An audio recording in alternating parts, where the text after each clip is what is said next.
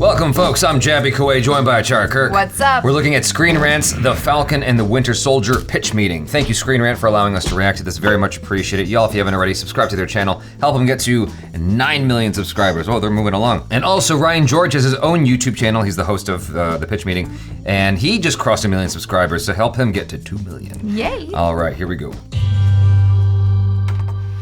So, you have a new Marvel show for me? Yes, sir, I do. It's gonna be called The Falcon and the Winter Soldier. Okay. What characters is it gonna follow? The Falcon and the Winter Soldier. That explains the title. Great work so far. Yeah, and so Sam is struggling with the fact that Steve Rogers left him the shield, right? So he gives it to a museum. Oh, okay. And Bucky's dealing with some government-mandated therapy and hanging out with his buddy, this really old guy, Yori Nakajima. Oh, that's cute. Whose son he murdered. Oh my god. Yeah, well, he did it while he was brainwashed, and he's kind of building up the courage to tell Yuri about it as part of his recovery. So he's like trying to get over having been the Winter Soldier. Exactly. And so then the government names this guy John Walker as the new Captain America. Oh, I hate this guy already. Actually doesn't seem like such a bad guy. Oh, but he's such a bad guy. Okay. But he's not that bad eventually, kinda. But not great. Oh, I don't know how to feel about this guy, but I'm captivated. Anyway, so then we're gonna find out about this terrorist organization called the Flag Smashers. Oh, what's their deal? Well, they want the world to go back to the way it was before everyone was snapped back, because everything's all messed up now. Messed up how? Well, this organization called the Global Repatriation Council are trying to get things back the way they were before the blip, because now people are living in each other's houses, there are refugees, it's a mess. And so what's their plan? Oh, well, about 20 of them have taken super soldier serum, and their plan is to get out there and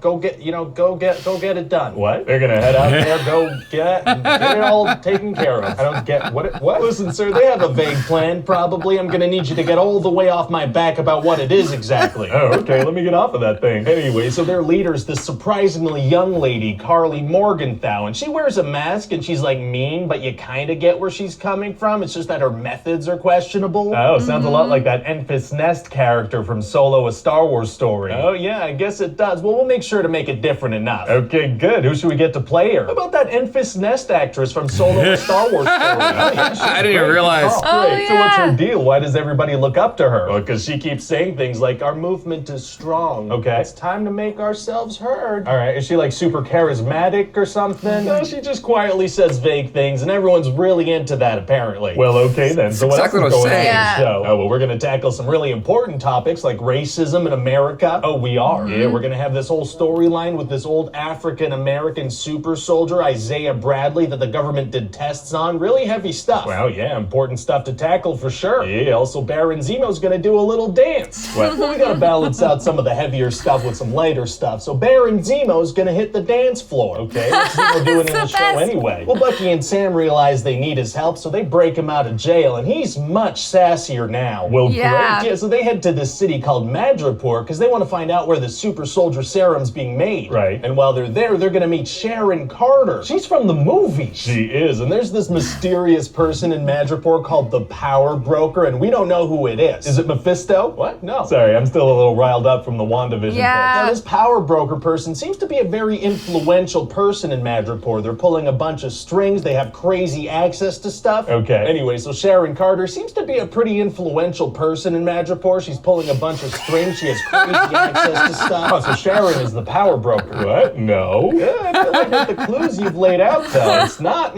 Nobody knows who the Power Broker is. I feel like it's pretty obviously her, though. Also, Zemo's gonna put on his purple mask from the comics. Oh, why does he put that on? Because it's gonna look good in the trailers. Can't argue with that. And so the Flag Smashers, they start doing really intense stuff. Like they bomb this GRC headquarters place, kill a bunch of innocent people. Oh. Carly straight up calls Sam's sister and threatens his nephews. So she's like full on evil. No, actually, we're gonna act like she's misunderstood. I don't know, seems pretty intense. Yeah, we're gonna act like she's misunderstood. You say so. So eventually her and the Flag Smashers are gonna fight against Walker and his partner Lamar, and we're gonna see that Walker's taken some super soldier serum. Oh, he has? Yeah, and one of Carly's people is holding Walker because their plan is to stab him to death because he's a symbol, but then Carly accidentally kills Lamar. Oh no. Yeah, so then Walker runs over to Lamar and the Flag Smashers, they all run away. Well, why don't they finish the job and kill Walker like they were trying to do? Well, because this part of the scene is over, so they scatter. Oh, okay. I didn't even think about that. That was holding him so Carly could stab his heart. Okay, seems pretty reasonable. It's not actually, because the bad guy was down and a bunch of people people were watching. Right, yeah, no, killing is bad, but Bucky and Sam have killed bad guys too, right? Oh no, they do for sure, but this guy was down and he was like, please don't kill me, so it's different. Maybe some of the people Bucky and Sam killed would have said that too if they hadn't died so quickly. I guess we'll never know. Because they died. Yeah. So then Walker gets fired as Captain America and he starts to make his own shield. Oh, I bet that's gonna come into play later. Yeah, no, not really though. It gets smashed immediately when he starts fighting with it. Right, that wasn't vibranium. I guess that makes sense. Yeah. It's kind of a metal circle really, but we're gonna hype it up in a post-credit scene. Sure, why not? So Sam is gonna start training with the real shield, you know, how to lodge it into things, how to make it bounce and come back. Yeah, how does the shield work exactly? Well, it works however I need it to in whatever action bit I'm writing. Okay, great, that makes sense. So anyway, by the finale, the Flag Smashers are gonna have a pretty clear objective. Oh, they are? Yeah, they're gonna kidnap a bunch of GRC senators so they can't pass a resettlement vote. And so Carly sets a truck of hostages on fire. Okay, so we're done trying to paint her in a sympathetic light, right? No, we're still trying. Oh,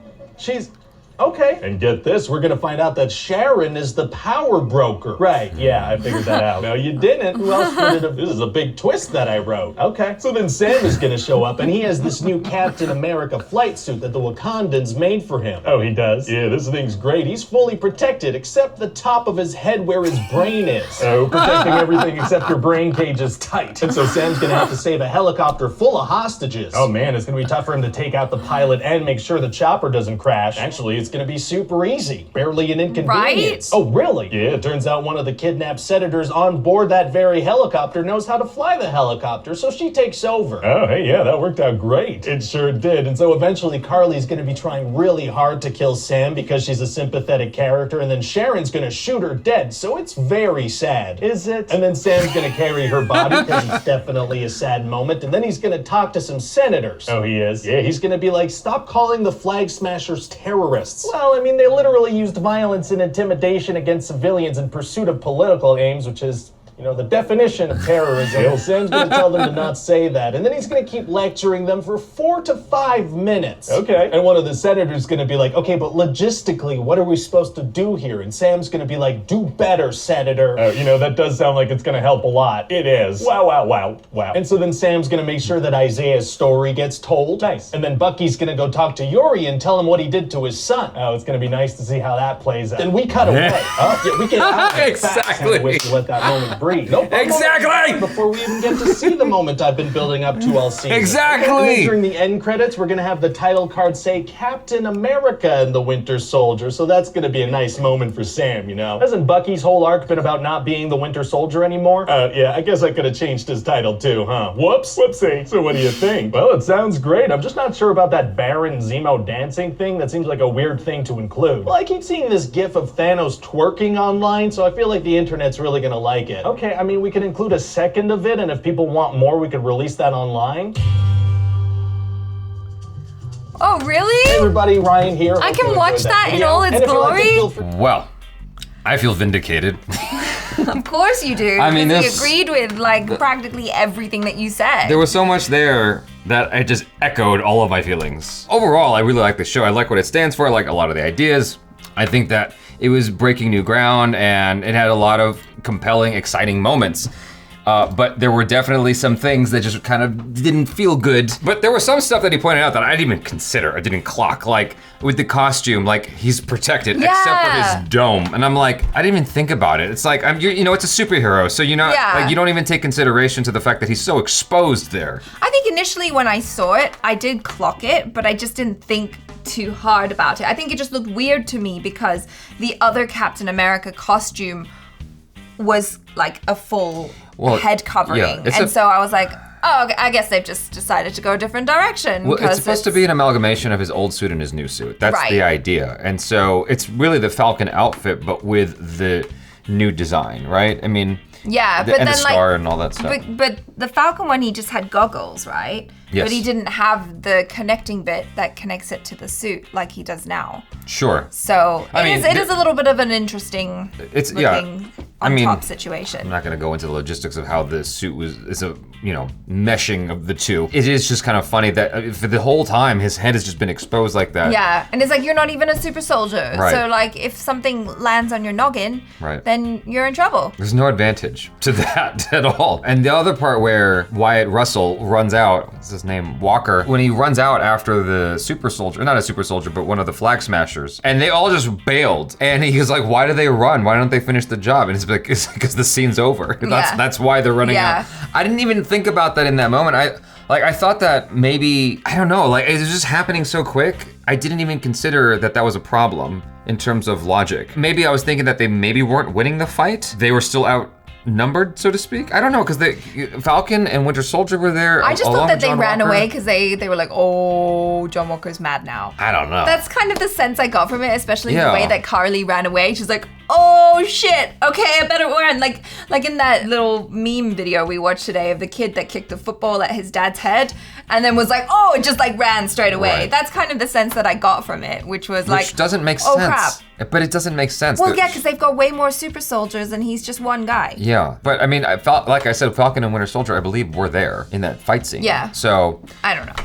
Anyway, yeah. Movie says. The show says. The part that I really appreciated was when he said the thing about Winter Soldier finally confessing that he killed the Japanese dude's son, and he's like, oh, so we're gonna finally get to see. No, we're just gonna cut away to the next thing. It's like, wait, this thing we've been building up the whole. Yeah, we're gonna cut away to the next thing. I was like, wow. That's exactly what I felt. I was so upset that they did that. I was so frustrated that they just cut away from that moment instead of letting it breathe for a moment. It's like, it's a tight 40 minutes. You could have given me 10 seconds more of just letting it breathe a little bit more so I could feel the feelings as opposed to just moving on to the next thing. I personally wasn't too mad about it. In fact, I wasn't mad about it at all. I was like, yeah, well, we all know how that plays out though.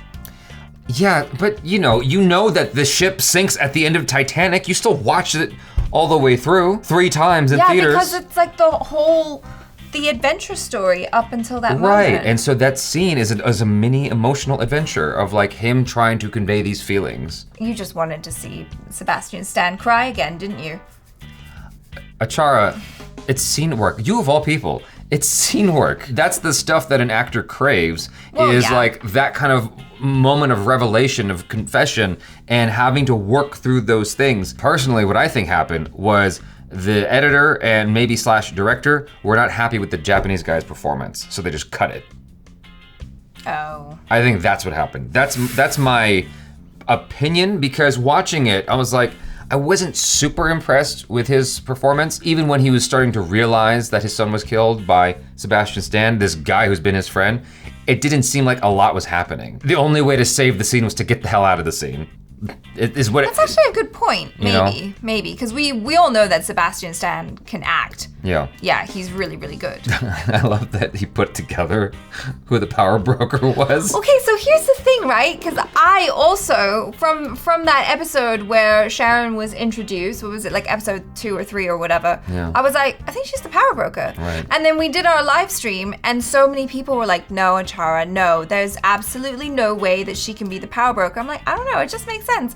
And then in the last episode, when it was revealed that she was, I was like, boom, bitches. Yeah. I was right. Regarding this whole thing with her not being called a terrorist by Sam, and she's basically doing all the things that fit the very definition of terrorism, I did wonder about that. At the end of watching it, I'm like, I just wasn't sure how to process that feeling, because that statement that he had in the streets with the senators was quite powerful. It was, and so I was sort of, I guess, bamboozled by that. Even though I thought it was kind of corny, I was sort of bamboozled by the sentiment of what he was saying.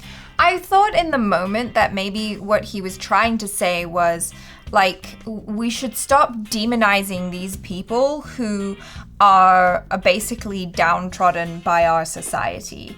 You know, like maybe likening it to like the Black experience or something. I mean, I might be talking out of my arse. I'm fully aware of this. They were mistreated. For 5 years, they were living in these places, and then all of a sudden it's like, oh, hold on.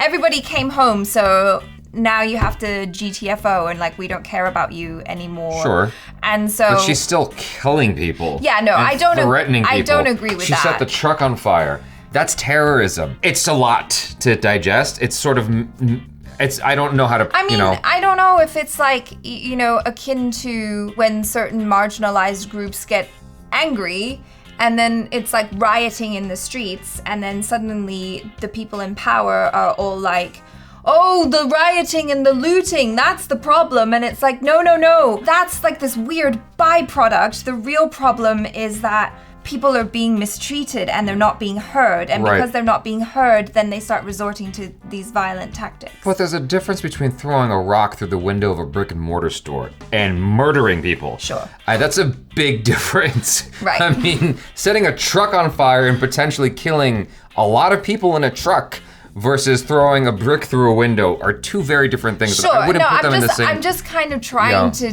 maybe tenuously link these ideas together somehow to try and make sense of what Sam said. I also would draw an even bigger distinction between people who protest and rioters. Those are two very different groups of people. Well, yeah, no, I'm not saying that they're one and the same. I'm saying it's akin to calling the people who are protesting something that is very right and, you know, that deserves to be protested.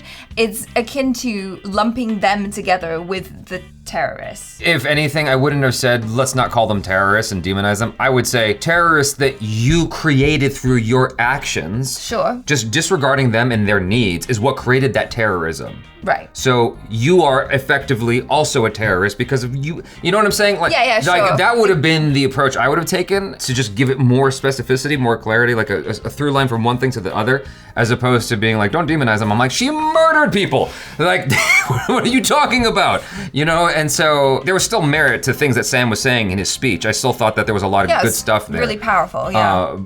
Even though it was a little bit corny at times. Overall, again, I like the show a lot and I want to rewatch it, all 6 episodes. And the thing that was most interesting though was near the beginning of this pitch meeting when he's trying to pinpoint what exactly the Flag Smashers are doing.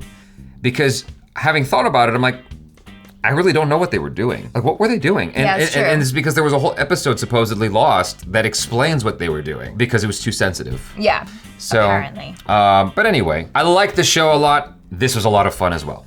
And I feel vindicated because there were some people who were like jumping down my throat about some of the feelings I had. I'm like, God damn, okay. So I guess I'm an asshole. It's all right. But the thing Ryan George thinks you're okay. The thing that I stand by the strongest is the scene with the Japanese dude in the confession. Like, the thing is that had been building up the entire show. And to be just done with it within seconds. I thought Winter Soldier got shortchanged there pretty hard in terms of like him being able to have his moment. One of the things he brought up was something I'd seen a lot in the comments, which is Sam and Winter Soldier had killed a lot of people too. It wasn't caught on camera.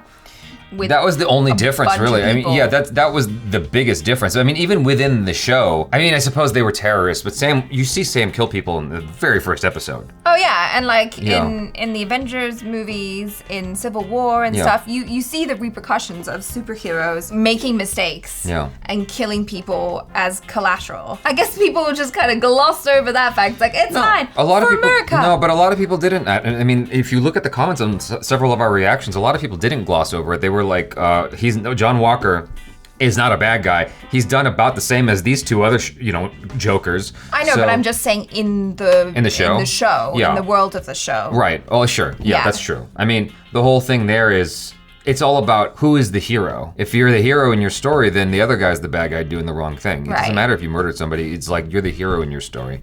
And I think we just feel some sort of way about John Walker because, he's John Walker and he's not my Cap. There's a confluence of reasons there. First off, he took the outfit of another beloved superhero and he's got a very punchable face.